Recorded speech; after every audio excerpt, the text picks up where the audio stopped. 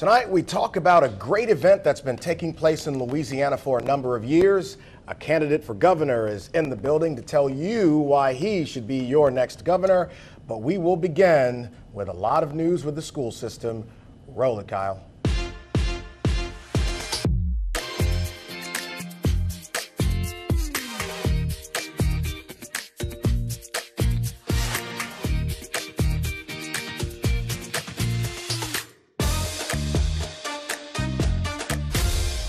The East Baton Rouge Parish School System has a lot going on this weekend. The tax election, a renewal of an existing tax, is happening this weekend. Dr. Cito Narcisse, the Superintendent of Schools in East Baton Rouge Parish, and Darius Lannis, our school board president, is here with signage.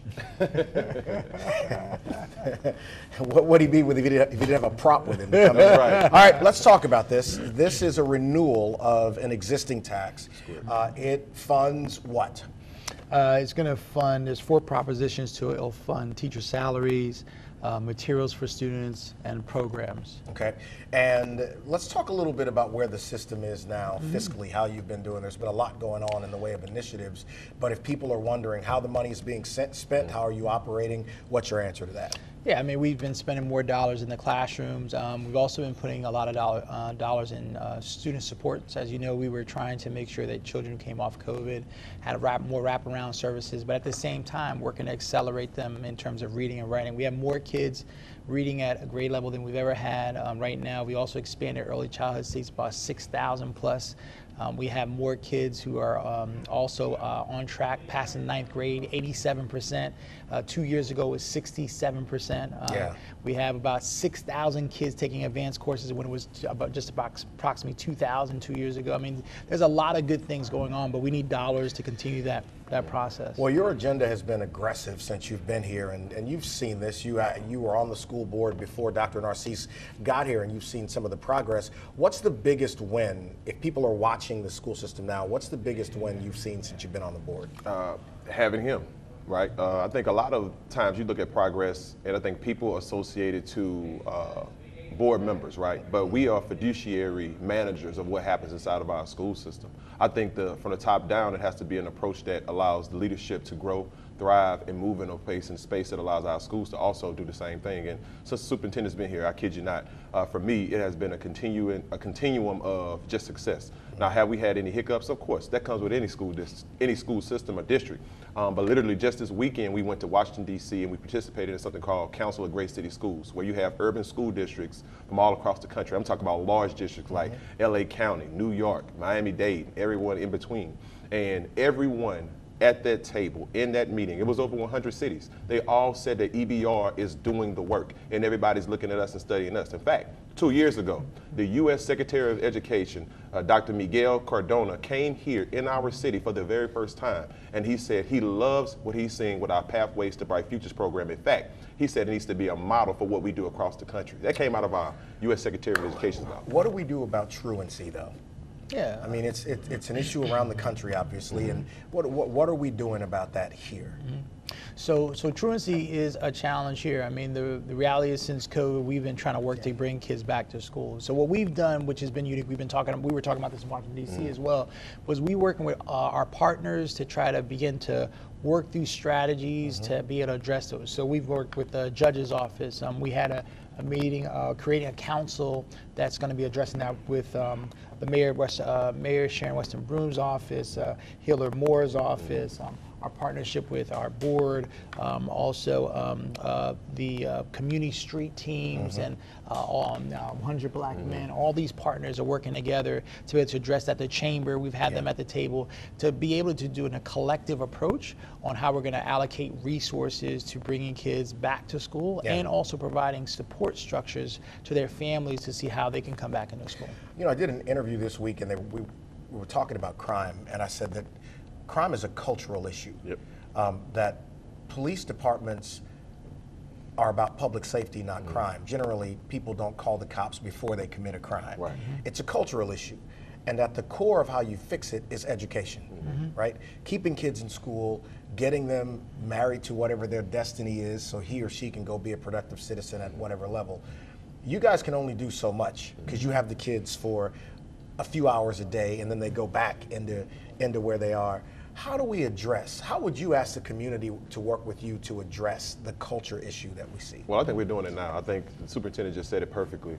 We're trying to marry what we see happening inside of the mayor's office with the school system and with other external entities. For the first time ever, we're allowing the community to be a part of this conversation. Before, you know, when you talked about how do we man schools in terms of school safety, it was all the onus was placed on SROs or our resource officers. Yeah. Now, we have reassessed and said, okay, it can't just be resource officers on our campus doing that. We have to go out and get community members who are trained, federally trained in CVI work, so that's community violence intervention, and GVI work, that's group violence intervention, to come inside of our schools and be a part of that conversation. I want to ask quickly here, I got about a minute, and I know that you've addressed the brawl that we saw recently. Just tell people what you're doing to address these kinds of things in schools. Yeah, I mean, we're working with counselors in the schools. We're working, as you heard President Lance talk about, we work with the street teams to find out what's going on in the neighborhoods. That's from the mayor's office. We're working with 100 black men who are connecting with the community as well. And also what we've done within the school, we've kind of created another additional space at the Rosenwald building to kind of make sure we're separating kids from different neighborhoods, right, so they can kind of manage through. And then, you know, counseling. We work with our eye care team, you know, because the bottom line is you want to change behaviors so kids can be able to stay in school. Well, you know, it was sad. It's an anomaly, but it's really sad to see. Don't forget the election is this weekend. You got That's your right. prop. You want to hold it up one Wait a more minute. time? That's right. There we go. March 25th. All right, let's come back and talk with a candidate for governor who has been a part of the landscape of politics here in Louisiana for a long time.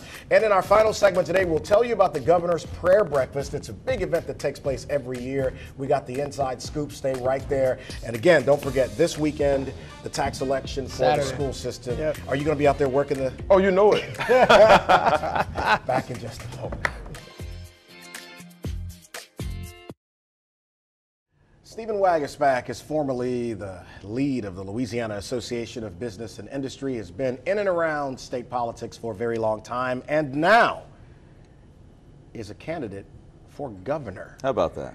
Man. What you think about that, man? It's interesting because I have suspected for a while that you might at You some did. point jump in. Well, why didn't you tell me a long time ago? Maybe I'd have made my decision a little more clear, man. I think I did. So let's Fair point. I do believe I did. So let's talk about this. So Yeah. why'd you decide to do this now? Yeah, look, I mean, you know me, Clay. I mean, I've spent my entire career trying to make Louisiana better, and I'm driven to do it, and I've found different ways on the inside and outside, and private sector, public sector, to do it. And it just became clear to me that Louisiana's at a crossroads. And we have all this tremendous potential, but we have to have the right leadership and the right game plan and the right collaborative guy who can come in and put it all together. And so it made me reflect. And, you know, I've talked to others and tried to convince others, and finally it became clear to me that I need to step up, and if I really truly care about fixing this state as much as I've said my entire career, this is the moment I have to step up and offer myself a leadership. And so my wife and I did a lot of, you know, prayerful thought and reflection, and it just became clear to me. And I'll tell you, today's 2 weeks into this thing, and the response has been overwhelming. I mean, there's a clear demand out there from people. They want someone who wants to stop the brain drain, keep families at home, someone who can fix problems, not just talk about them. They want a collaborator. They want a conservative who can bring people together. And I think it's a lane that we can fill, and we're getting great response. So far, Treasurer Schroeder, Dr. Sean Wilson, Yeah.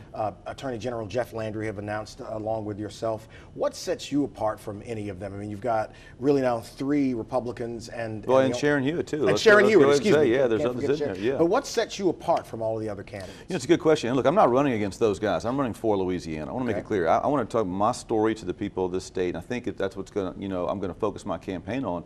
But look, I just think I have a unique skill set at a time when the state needs it most. Right now, the South is What's that booming. skill set? Okay, the South is booming right now. All right. If you look at the other states right now, they are blowing and going with their jobs are increasing, their population's growing. Louisiana's going backwards.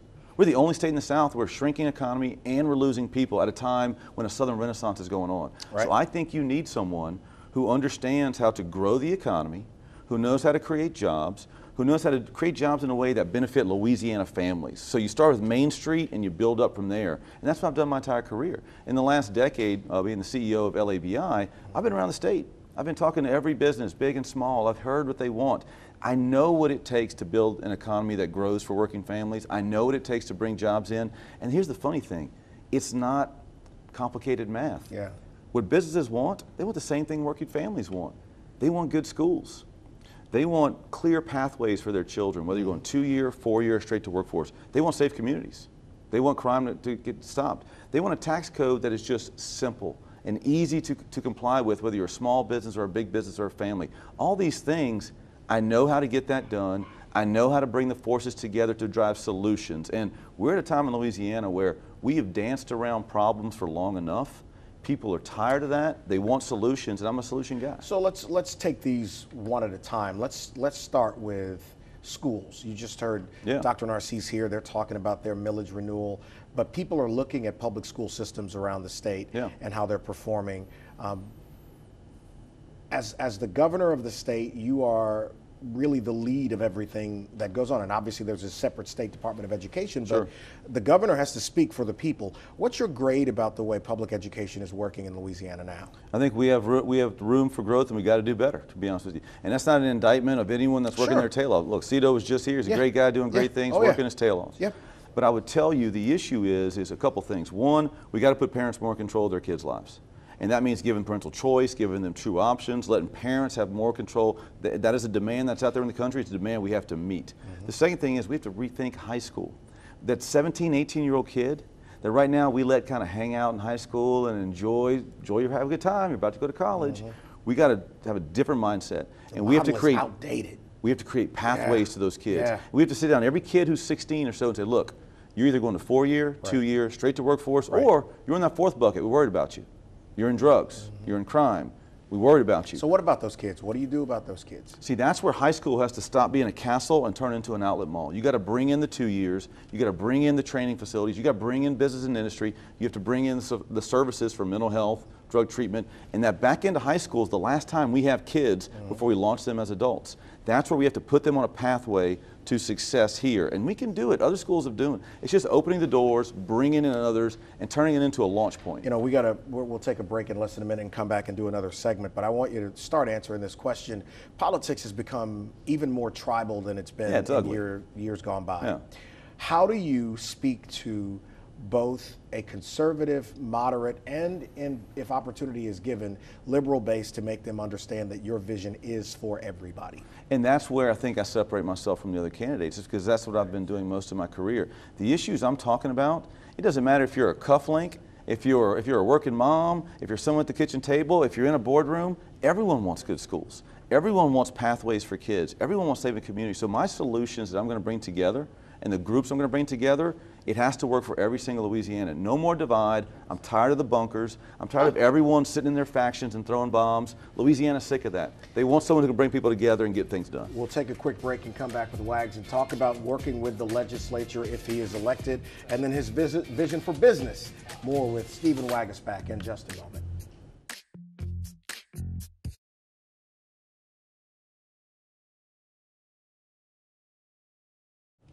So Wags is running for governor, and you know, we talked about the tribal nature of politics right now, and the tune-out factor is large. For good reason. People don't want to hear it, they don't want to see it. It's become who can be the ugliest and get the most attention, clicks, likes, retweets, whatever, but it doesn't necessarily equal progress. So how do you cut through that noise? Because it's going to be a vicious run for governor. You know that, right? Sure, absolutely. So how do you cut through that? You just be real. I think people are also tired of fake. All that stuff you mentioned, they're tired of fake.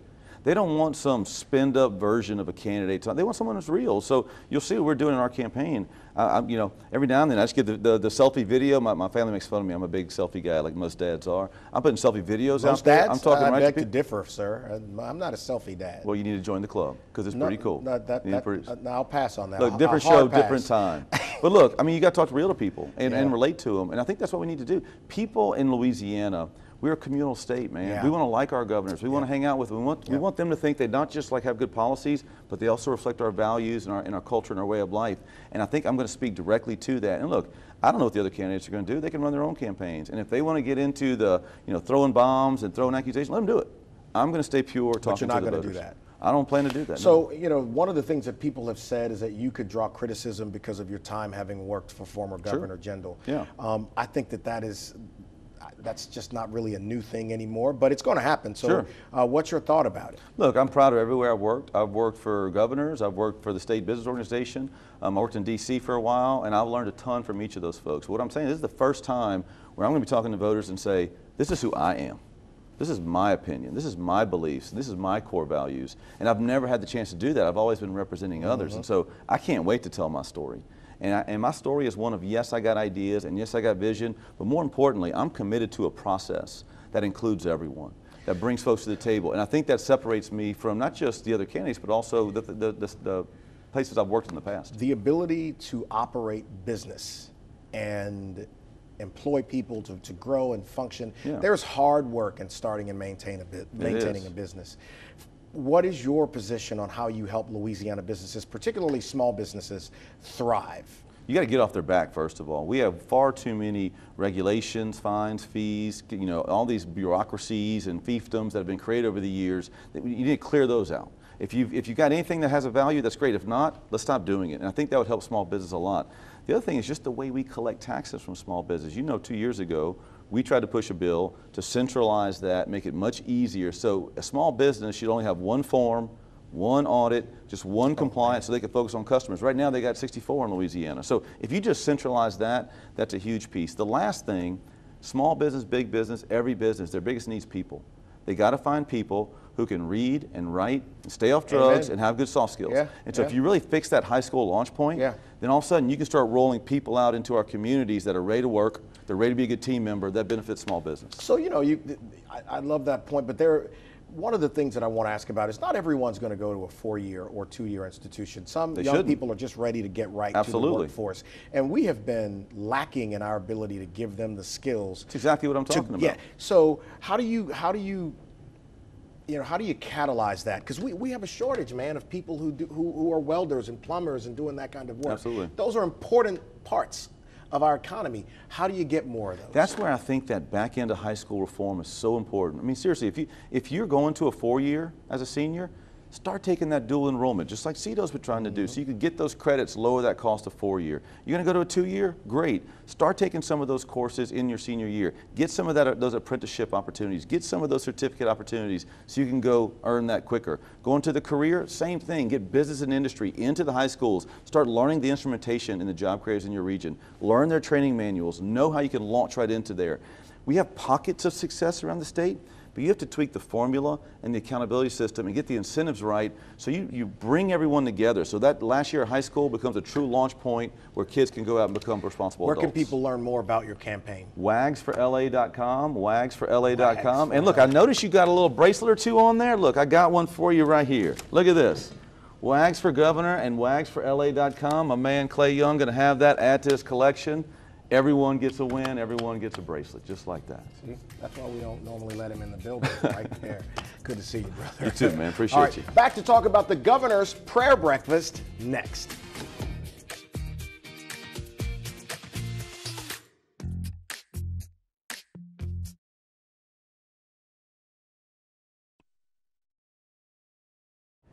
The 59th annual Governor's Prayer Breakfast is taking place on April 18th right here in Baton Rouge. Michael Sprague is the chairman of the steering committee that puts on this fantastic event that takes place in Louisiana's capital city. Michael, how are you? I'm doing terrific. We were talking in commercial break about this. If you've never been to this event, it is one of the most amazing times you can have. It is nonpartisan. It is non-divisive. And as I told you during the break, it's like one big Louisiana family reunion. Absolutely. Let's talk about the event, the origins of it. Well, I think it goes back to the 1950s when President Eisenhower was lonely in the White House. And 3 senators said, come on over with us to our prayer time. And they opened that up once a year to more people. And then that morphed to the states. And so we've been going for 59 years now. 59 years. So the event, really, with the steering committee pulling together, getting a speaker, aligning all of the members of the legislature. Let's talk through that. Like, what's the method behind choosing who speaks and where they are on the program? Well, the commitment and the goals are a time of prayer for the governor, senators, representatives, and then local officials. And so we want to include. There's Democrats, Republicans, there's business leaders, there's pastors. And we pray about that, and we want the entire community to be there. And when they show up, walls come down, Yep. faith is alive, people don't walk in fear, and people come together, and God wants our community to flourish. Yeah. And if we only come together, that can happen. It is such an addictive atmosphere when you are there. I tell you, I've had a table there for a great number of years, and when you're in the room, you really do feel like we can do what we need to do as a state. How can we replicate that energy to keep it going more than just that morning in April or March when we do the event? Well, it starts there, just meeting. You know, where you have trust-filled relationships, I believe anything's possible. Right. Where you don't have trust, it's hard or Right. nothing's Right. possible. But it starts when you come together, and we're going to come together. People leave their politics at the door. Right. They come together around the person of Jesus Christ, and he has this ability to just do things that others can't do. And we come with great expectancy. This year, he's going to do something very special. It's always great. We were also talking about the fact that when Governor Edwards was in the legislature as a representative, he had not attended the prayer breakfast. And so his first time there was as the state's governor. Let's talk a little bit about that. Well, he kind of thought when he first got into office, I guess I need to put this thing together. Didn't realize there was a whole team that would do Yeah. that. But he has been so supportive for Right. 7 years, and this is 8th year, Right. and we're thankful for the governor and the first lady. The Speaker of the House is going to be there, Right. senators, reps. It'll be the whole family here in Baton Rouge. So for people who may want to get tickets or even get a table, how can they do that? Well, we have a website. It's LAGPB.org. Just Louisiana Governor's Prayer Breakfast.org. Yeah, yeah. We have tables, we have individual tickets. It's open to everyone. And if you've never been there, You we gotta want do it. people. Just Oh my try it gosh. out and you'll be hooked. So when you get there, it starts at like 6:30 in the morning. The doors open. You go in. You have an amazing breakfast. You sit. There's this mingling period that goes on with everybody saying hello to people from across the state. You sit. The program begins. It is a fast-moving, great program. Great energy, music, the whole thing. I told him I've had a table since the last year of Governor Blanco, and it's something that I really don't miss. And I encourage businesses. This is something you should do if you've got the capacity to do it. Buy a table. If you've never been, buy a ticket, go. It gives you hope that our government can work together for an expected goal. And that is really the biggest thing you'll get from this. Am I right? Absolutely. So what's the vision going forward? Even after this year, 60 is next year. So what's the vision? Well, our theme this year is faith, not fear. And if there was ever a day for us to lean into that, it's this year. But hope is alive. God is on the move. People are coming together. These are the best days, and they're the days for us all to be involved. The Louisiana Governor's Prayer Breakfast. Log on, buy a ticket or a table if you can. I will be there. I'm looking forward to it. You guys have a fantastic and safe weekend, and we'll catch you next week on The Clay Young Show.